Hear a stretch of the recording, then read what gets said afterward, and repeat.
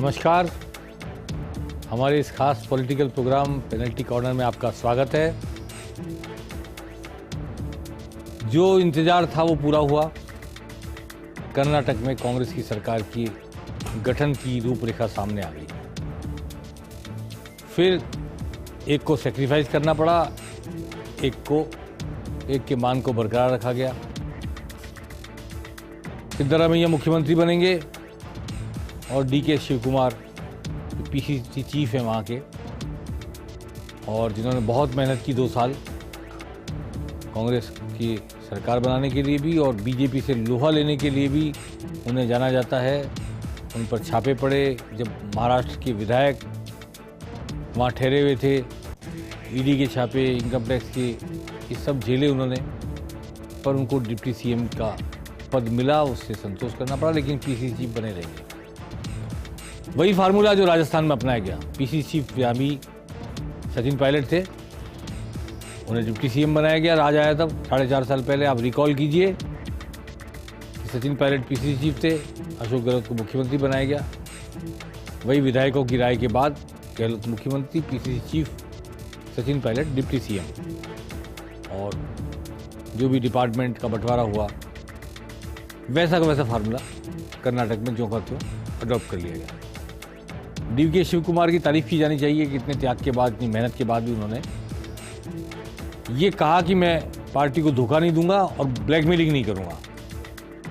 आज की राजनीति में ऐसा कहने वाले और करने वाले लोग बहुत कम रह गए हैं। कोई अवसर नहीं चूकना चाहता अपने स्वार्थ के लिए या अपनी महत्वाकांक्षा की पूर्ति के लिए।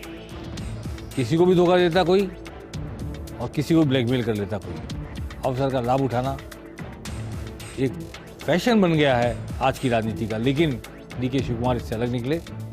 अब देखने वाली बात ये होगी कि ये जो फार्मूला राजस्थान का था, जो राजस्थान में पंचर हो गया 1 साल के बाद ही, 1-1.5 साल के बाद।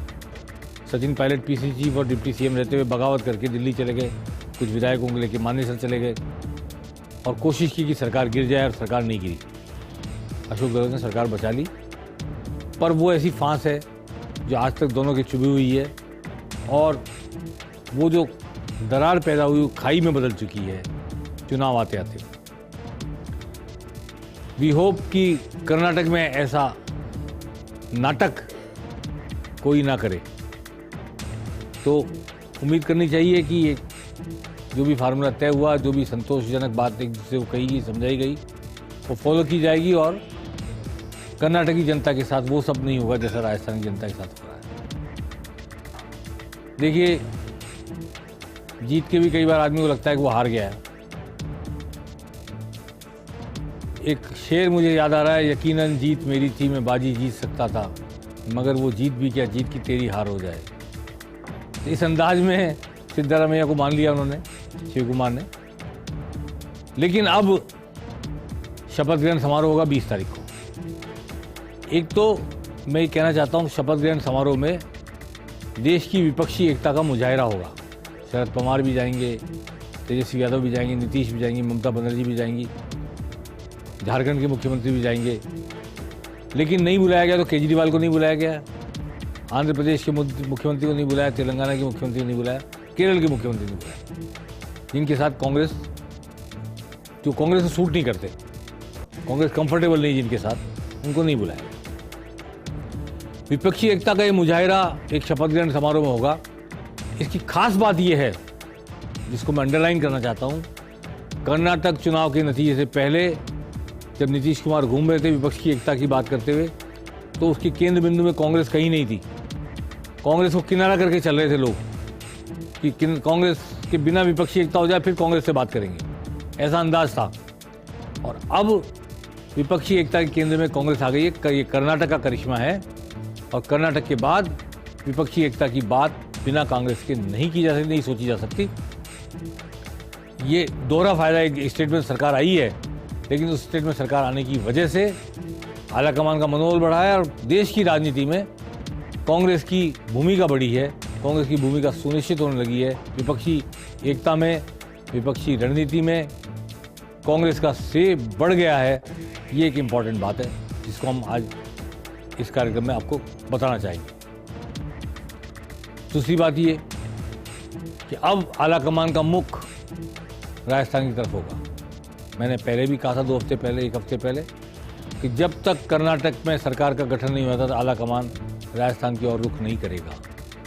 और सचिन पायलट ने पदयात्रा निकाल दी। सचिन पायलट ने अल्टीमेटम दे दिया 15 दिन का, घोषणा कर दी कि आंदोलन करेंगे 1 जून से लगभग। और हम जिसकी उम्मीद लगा के बैठे हैं कि 11 अप्रैल को धरना दिया, 11 मई को पदयात्रा शुरू की, 11 जून को उनके पिताजी की पुण्यतिथि पर वो कोई ऐलान भी कर सकते हैं कोई बड़ी सभा करके। तो 11 का अंक और उससे पहले 1 जून से वो आंदोलन की शुरुआत कर देंगे अगर उनकी मांगें नहीं मानी गई, जो कि मुझे लगता नहीं कि मांगी जाएंगी। तो इसलिए आला कमान इसको सेटल करने की दिशा में अब सोमवार से इस काम में लगेगा, ऐसा लगता है मेरे को। और मंडे से राजस्थान की राजनीति में कुछ परिवर्तन आएगा, सोमवार इतवार से।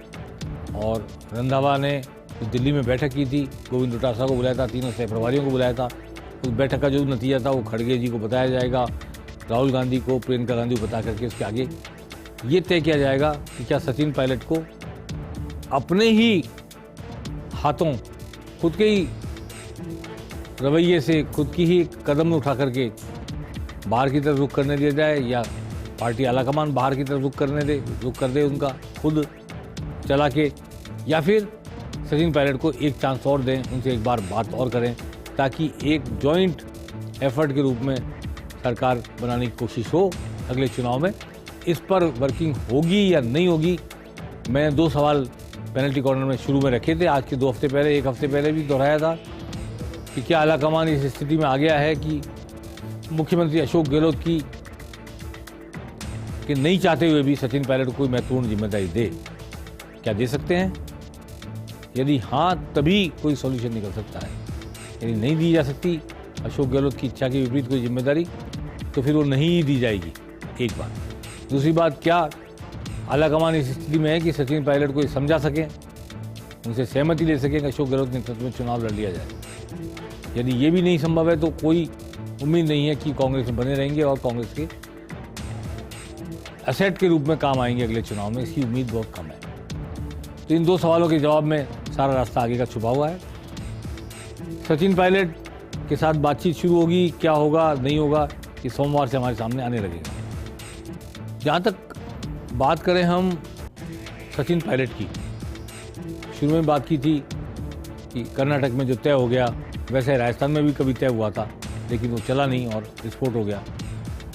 आज सचिन पायलट को लेकर मुख्यमंत्री के सलाहकार और विधायक, निर्दलीय विधायक है संयम लोढ़ा, और मुख्यमंत्री के बेहद करीबी रहे किसी जमाने में, और उन्होंने अपना मुंह खोला। संयम लोढ़ा ने सचिन पायलट के लिए कहा कि वो अंगूठा नाखून कटा के शहीद का दर्जा प्राप्त करना चाह रहे हैं। अब मुख्यमंत्री के सलाहकार बोल रहे हैं ये बात, जो निर्दलीय विधायक भी हैं, जिनका सरकार बचाने में योगदान भी बताते हैं मुख्यमंत्री, उनकी ओर से ये बात कहना, जो कि बहुत ही करीबी हैं मुख्यमंत्री अशोक गहलोत के। आइए सुनते हैं संयम लोढ़ा क्या कह रहे हैं सचिन पायलट को लेकर। नाखून कटवा करके आप शहीद बनना चाह रहे हैं, ये राजस्थान है, राजस्थान की जनता है, पूरा अच्छे से समझती है कि चुनावी वर्ष में आपको ये बेरोजगारों की याद क्यों आ रही है, ये पिछली सरकार के घोटालों की याद क्यों आ रही है। इसको भली भांति लोग समझ रहे हैं, तो अपने आप को हंसी का पात्र नहीं बनाए और जिस पार्टी में है उस पार्टी के अनुशासन और मर्यादा में काम करें। तो आपने सुना संयम लोढ़ा, मुख्यमंत्री के सलाहकार, निर्दलीय विधायक, निर्दलीय विधायक हैं सिरोही शिवगंज से। उन्होंने क्या कहा अभी सचिन पायलट को लेकर कि वो नाखून कटा के शहीद का दर्जा प्राप्त करना चाहते हैं। तो अब देखना है आने वाले वक्त में कि नाखून कटवा रहे हैं कि नहीं कटवा रहे हैं सचिन पायलट, और किस रूप में 1 जून से वो सामने आते हैं। क्योंकि जो मांगे उन्होंने रखी, मैं नहीं समझता कि कोई राज्य सरकार उस मांगों को पूरा कर पाएगी, करने की बात भी की जाएगी, मैं नहीं समझता। और उनकी मांगों का दबाव ऐसा होगा कि अशोक गहलोत मान जाएंगे, अशोक गहलोत उनसे कोई समझौता करेंगे, इसकी मुझे बिल्कुल संभावना नहीं लगती। आलाकमान जाने क्या कह सकता है, क्या कर सकता है।